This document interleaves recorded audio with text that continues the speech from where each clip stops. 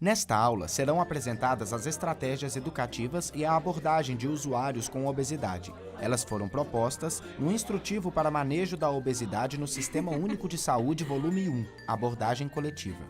Mas antes, vamos refletir sobre uma questão. Qual é o tipo de grupo mais efetivo para o manejo da obesidade?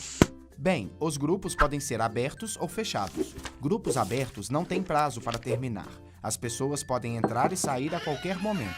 Já os grupos fechados possuem início, meio e fim, e novos membros ingressam apenas com o início de um novo ciclo de encontros. O instrutivo sugere que os grupos terapêuticos para o manejo da obesidade sejam fechados. Este tipo de grupo reforça a confiança entre os participantes, favorece o vínculo e reduz a necessidade de repetição de informações, evitando a desmotivação.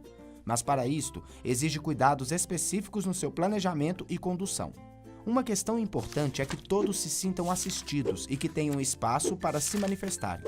Para que isso aconteça, o número de participantes não pode ser muito grande, recomendando-se no máximo 20 pessoas, sendo o ideal de 12 a 15 participantes.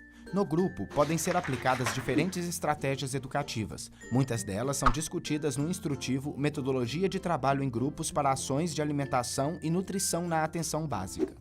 Entre essas estratégias, podemos citar duas atividades presenciais. As oficinas, que buscam promover o conhecimento a partir da reflexão sobre um determinado tema central, relacionando-o a significados afetivos e vivências. Elas têm duração em média de 60 minutos. Já as ações no ambiente são modificações visuais realizadas no local de realização do grupo com a inclusão de objetos estranhos. A ideia é promover curiosidade, gerar impacto e reflexão crítica. Essa atividade dura, em média, 20 minutos. Com o objetivo de fortalecer ainda mais o vínculo com o usuário, reforçar os temas entre os encontros e favorecer a adesão, o instrutivo também propõe estratégias não presenciais, como o envio de cartões postais pelo agente comunitário de saúde contendo uma mensagem motivacional. Uma outra estratégia é que o profissional responsável envie mensagens por aplicativo para um grupo criado com este fim, ou individualmente, para cada participante. Caso essa estratégia não seja aplicável, o instrutivo sugere substituí-la, nesta ordem, por ligação telefônica, mensagens de voz ou mensagem escrita em papel. Essas estratégias educativas, presenciais ou não, estão detalhadas nos roteiros do caderno de atividades educativas do instrutivo. Lá você encontrará a descrição detalhada de cada encontro, seu grau de dificuldade, os materiais necessários, indicação de profissionais que podem colaborar com a atividade, objetivos, sugestões de falas, entre outras informações. Não deixe de conferir. Agora que você conhece mais sobre as estratégias educativas propostas no instrutivo, vamos para a próxima etapa, a abordagem dos usuários com obesidade. O primeiro passo para o tratamento da obesidade é conhecer o usuário, e por isso, o instrutivo propôs um instrumento rápido e simples chamado Estratificação de Grupos para Manejo da Obesidade. Ele inclui diferentes informações, como medidas de peso e altura, informação sobre tempo disponível e desejo de participar de grupos com 6 meses ou mais de duração, se o usuário atende aos critérios para realizar cirurgia bariátrica, e os estágios de mudança e grau de autoeficácia para a redução do peso. Vamos entender as especificidades deste instrumento? Quem o aplica? O profissional de primeiro contato com o usuário, geralmente o médico ou o enfermeiro. Contudo, qualquer membro da equipe pode aplicá-lo no momento que julgar oportuno. Além disso, informações do prontuário e de atendimentos anteriores na unidade também podem ser utilizados. Em quem aplicar? A primeira parte do instrumento, que contém informações de identificação pessoal e medidas de peso e altura, deve ser aplicada em todos os indivíduos.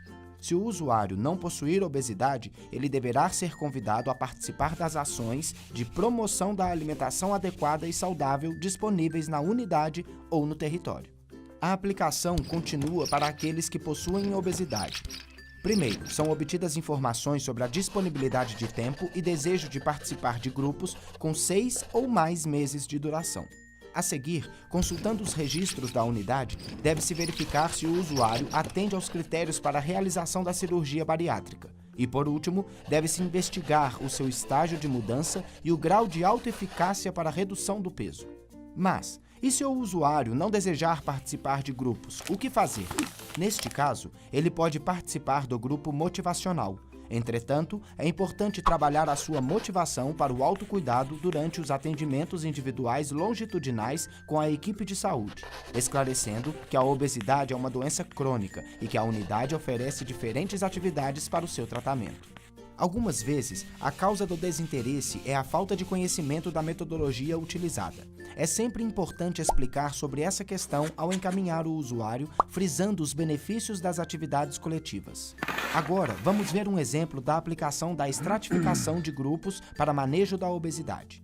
José, 35 anos, pesa 119 quilos e sua altura é 1,75 m, sendo diagnosticado com obesidade grau 3.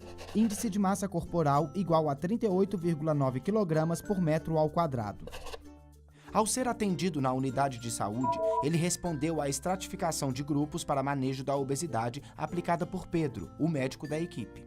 José, você quer participar de grupos com duração de 6 meses ou mais? Sim. E você teria tempo para participar desses grupos? Sim. Antes da consulta, Pedro já havia coletado outras informações no prontuário de José para completar as respostas às próximas questões do instrumento, como: o usuário fez cirurgia bariátrica? E se sim, há quanto tempo? Neste caso, José não fez cirurgia bariátrica. Lembre-se de que as informações sobre a realização da cirurgia não devem ser perguntadas ao usuário, mas sim pesquisadas no prontuário e nos registros da unidade. Na sequência, Pedro aplica o algoritmo para identificar o estágio de mudança de José para redução de peso. Veja. José, você pretende reduzir peso nos próximos 6 meses? Sim. E nos próximos 30 dias? Sim. Você já realizou recentemente modificações em seu estilo de vida com o objetivo de reduzir peso, como diminuir o consumo de alimentos gordurosos e as quantidades de alimentos, ou iniciar atividade ou exercício físico? Não. Analisando as respostas, Pedro explica a José que ele está no estágio de preparação. Na sequência, José responde sobre a sua confiança com alta eficácia para mudar o peso. Quão confiante você está para perder peso, mesmo que precise de muito tempo para melhorar suas práticas? Muito confiante. Assim, Pedro vai seguindo para as próximas perguntas, registrando as respostas de José sobre sua autoeficácia em diferentes situações. Ao final, verifica-se que ele possui autoeficácia elevada.